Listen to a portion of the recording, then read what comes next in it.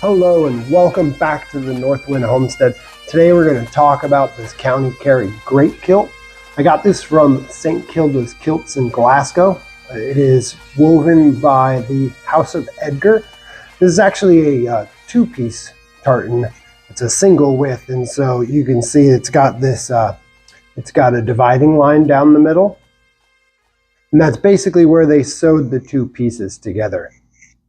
So County Kerry is an Irish county, and in Ireland they make tartans for their counties. I picked this one in particular because I really like the colors. I wanted a muted earth tone kind of color, and the dark navy blue and the brown and green just really spoke to me. Don't have any specific ties to County Kerry. Would like to go visit. I mean, if their tartan is this cool, the county's got to be awesome, right? So basically this is a 15-foot long piece of fabric. What we have to do when we wear this is we have to pleat it a bunch of times because 15 feet isn't going to fit around me. So I pleat it about 20-something times and then going to lay on it, roll myself up in it, and I'll show you how to go from there. So the first thing I'm going to do, because of the space I'm working in, I got to pull some of it towards me.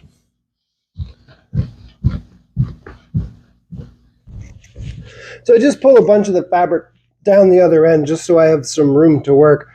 What I've found using the layout of the tartan and these goldenrod lines here, they make a really great template for me to fold along. And so I go up 9 lines. 1, 2, 3, 4, 5, 6, 7, 8, 9. And so I start my first pleat on this 9th line. And basically I'm just grabbing the yellow lines and folding them up to each other.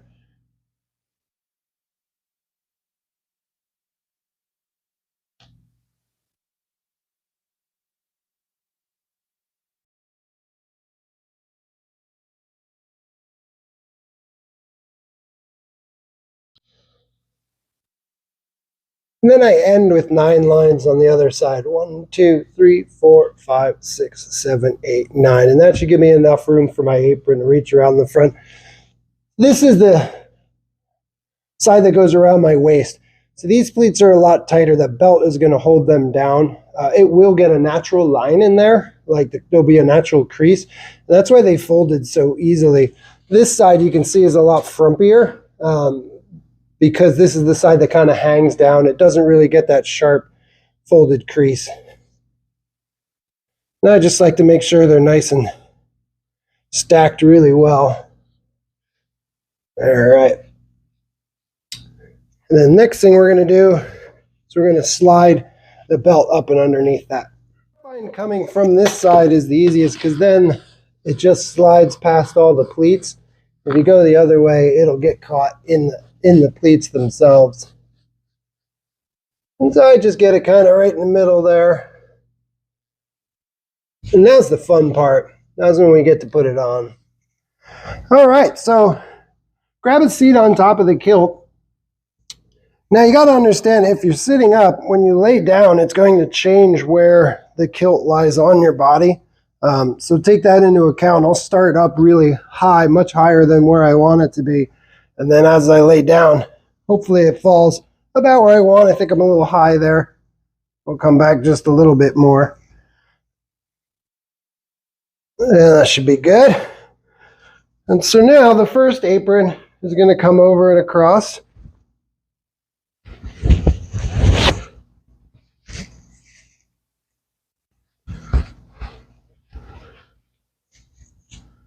And just using the lines of the tartan to get that nice and centered.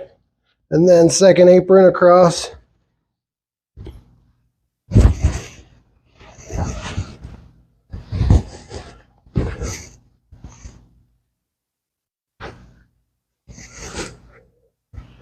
Normally I wouldn't be so conservative. I'd throw the whole thing over me, but because of the microphone, I'm trying not to cover the mic. But the belt is going to sit right about where your belly button is. And so find that belly button. Make sure this apron stays tucked behind it.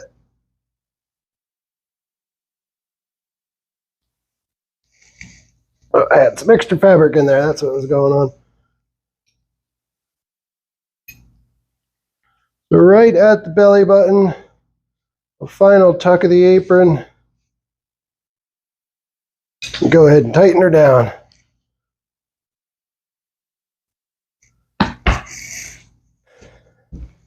So now you should be sitting with something like this. It's basically kind of looks like a long skirt. There, you know, do get some pleats in the back. This is great for you're in camp. It's cold. It's windy. You want to be a little extra warm. Pull those tails out. Just let this hang down, and this gives you a lot extra warmth. Something really cool about this Great Kilt.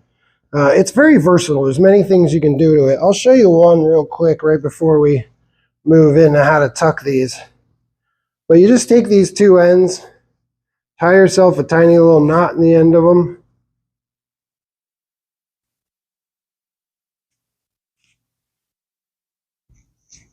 And then find the middle of the back of the kilt there.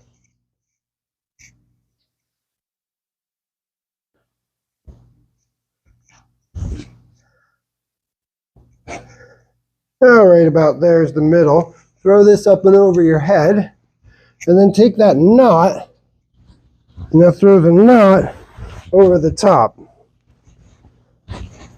And so now you basically just built yourself a quick little anorak. And so it's got some sleeves you can work with. You don't got to worry about holding it closed. It's going to keep you nice and warm. This is a great little way to, you know, I've done this in the morning, starting out hiking when it's really cold out and I'm not warmed up yet, or just working, doing some camp chores, right? You know, you don't have to worry about this thing falling off your shoulders. So, and rain, you know, keeps stuff off of you. So it's a really, really good little system here. All right.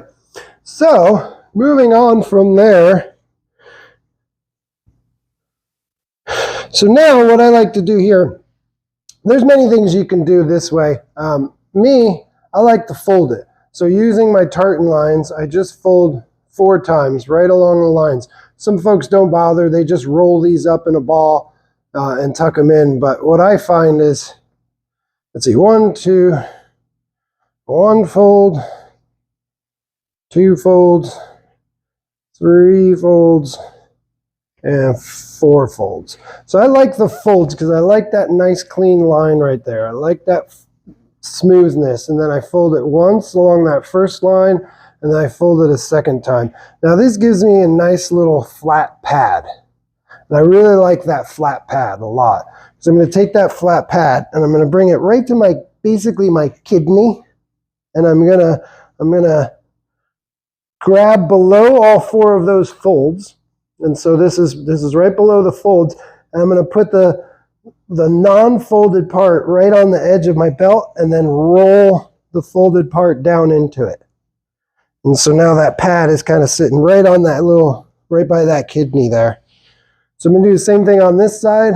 1, 2, 3, and 4. Then fold it once. I fold it a second time. Again, now I've got this nice flat pad again. And then I make sure that I'm getting this one to fall underneath that first one. Again, it comes up right to my kidney. I take the whole pad, put it above the belt, and then roll it inside the belt and tuck it flat right along my body. Now this does give me some pockets right here, so I can keep some things in these little pockets. Do be aware, the way I've done it, something can fall right out the back. So if you want to use these pockets for a little more utility, you got to kind of twist it a little bit and tuck it a little bit deeper so it seals that back end of the pocket as well. I generally don't store anything in here, so it's something I never worry about. What I want more is the flat look. So that's kind of what I'm going for. It's just this flat appearance across the back. All right, so got my cravat on here. I'm also wearing, I got this from Townsend. This is a linen shirt, an 18th century work shirt. I am going to dye this eventually. I've got some really cool bronze dye I'm going to dye this so it's a little bit darker. I think the white is just going to get dirty, and I might as well get in front of that and dye it a little bit. I also have a white silk cravat that I'm going to dye green to match the tartan. So I'll have brown there and then green here. Next thing I'm going to do is just throw some type of a waistcoat over this. So for a waistcoat, what I've done is I've taken, this is one of the Filson Mackinac vests. Had this thing for years and years and years. What I've done though, I was too afraid to cut them. So I just folded it in and safety pinned it and then sewed along the edge to kind of make the edge look a little bit better. When these wear out, and a couple of them are getting pretty close, they're getting pretty threadbare, I'm going to take one of these and I'm going to use it as a pattern. I'm going to cut it apart, and I'm going to probably use like a wool blanket or something along those lines to make a new one. The only difference is where this one ends here, I'm going to let it sweep down a little bit more and then kind of come around the backside about this length. I just think that would make a really nice waistcoat. And also, like in some of my other videos, I have my Boreal Bushcraft belt. And when I wear that over the vest, it ends up kind of riding up and falling out of the vest. So if the vest was a little bit longer, that would pin that on. So as mentioned, with the vest being a little bit longer, it would be nice if you're wearing an exterior belt. So I do have my interior belt on here, the one you saw me wrap the kilt in. Sometimes I will, if I'm wearing more modern clothing like these or like this, I will put the sporin on that inner belt and let it hang down, and that's why I put such a long strap on the back of my sporin, is that when it's attached to that inner belt, it's going to hang about there. And I'll use this quite often. I usually run it over on the side because I might have my EDC concealed carry sporin on the front. But today we're going to just wear it on the outside, so throw a belt around. Boy, I can't go out in town without my dirk, so I'm going to grab my dirk, throw that on too.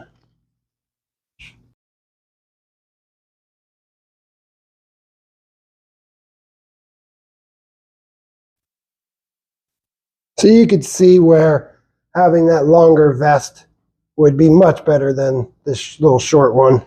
But it works for what I need for now. But also, my new vest probably won't have pockets down here because I don't see any need for those. So this is a cold steel dirk. It's their Scottish dirk. It's cool. It's awesome. I love it. The colleagues of mine at work gave this to me and engraved my ID on there. I think that's pretty awesome. And so yeah, the cool thing about Alaska is we're a state that believes in personal freedoms. We're also kind of a leave me alone state. And so I can walk around in town pretty much like this, and no one's really going to bat an eyelash. Granted, this work shirt starting to get a little costumey with the cravat and all. I wouldn't typically wear this maybe unless I was going to an event or something. I wouldn't just cruise around in town looking like this, but it is acceptable from what I've found. People don't really remark much about me wearing a dirk on a regular basis, but you know, it is Alaska and we tend to keep our comments to ourselves. So nice thing here about the Great Kilt, it's getting a little cold out. I just need a little extra layer. I could throw that up around me, just kind of keep me warm while I'm out and about. Throw it over the shoulders. You can pin it up here with a brooch so you don't have to hold on to it. But unlike that anorak, my arms are kind of trapped in here. So this might be more of a just kind of hanging out way. Another great way to wear this, you take your two ends here. So once you got your two wings, you just take one side and bring it up, and the other side over the top. Now you can pin this, but I don't like making holes in my plaid, so I just keep a little piece of leather here and just tie that leather right around it.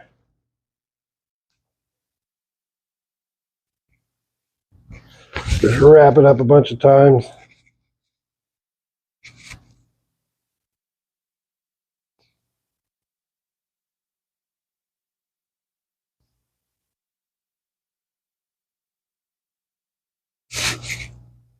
I'll usually fold back the top piece just to kind of lock that in a little bit.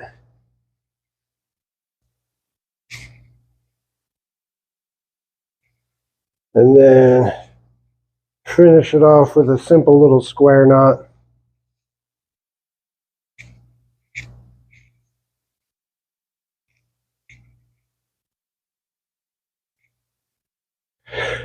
And then I take my brooch, and I'm not going to pin it through the fabric, but I am going to come over the whole fabric. It's going to grab that other piece that went up over my shoulder. It's kind of going to pin that in there too. And then I just pull it down, tuck these little guys in. Or not, they don't really matter. But it just kind of makes it look a little more finished than just having the raw leather out there. And the nice thing about this though, and this one I have used quite a lot, is it does give you a nice big pocket to put stuff in. So I've like put water bottles in there, sweatshirts, all kinds, carried stuff for my wife. I put all kinds of things in that one. So now we're going to take it to the next level because we're here. We might as well go all the way. I'm going to bring out my cold steel Scottish broadsword, throw that up and over.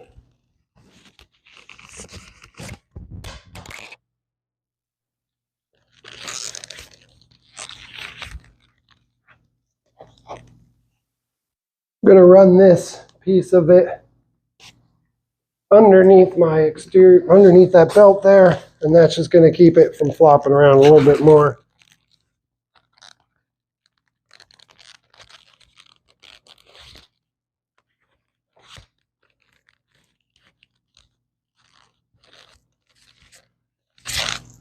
All right, so there we go. This is pretty much my my Jacobite Highlanders kit here. I'm not going to walk around town wearing this pretty much never. I did for Halloween. I thought that was kind of fun. If I was going to a Ren fair or the Highland games and we were allowed to bring weapons to them, then yeah, this would be totally acceptable. But even though as much as my town is accepting of oddities, I think even this might be a little much. You know, we're looking like we're going to a play or something like that. This is a little bit costumey, but not usually how I would cruise around, but boy, it sure feels good. I just love this whole kilt, just everything about it. I think is just absolutely amazing. It's such a versatile piece of gear, and I just love wearing it. And I hope you all got something out of this video. There'll be more to come, I promise you that. So please subscribe to the channel. Give me a thumbs up. Shoot me a comment. Let me know if I did something wrong. Let me know if I could do something better. This is not the only way to put on a great kilt. By any means, there are so many different ways to do this. I can't imagine a Highlander laying on the ground of a stable folding his kilt, right? I've seen a couple videos of people standing up doing it. I've tried that myself a few times. Obviously, you're not going to get your pleats to a level that, you know, they're just not going to look as nice. So I would imagine if a Highlander wanted to look really nice, they would take the time, lay it out on the floor, fold it as I just showed you. If they're, you know, droving cattle across the Highland moors, like, they're just going to get up, they're going to pleat it, make it small enough to fit around their waist, throw it on, and no one's really going to care what they look like. So if anybody out there has a way to fold it standing up, that's I haven't thought about or something, shoot me a link in my comments, because I really want to learn. I'm basically learning this stuff through trial and error. So awesome. Thanks for coming by. I appreciate you guys, and please stop by again. Be well.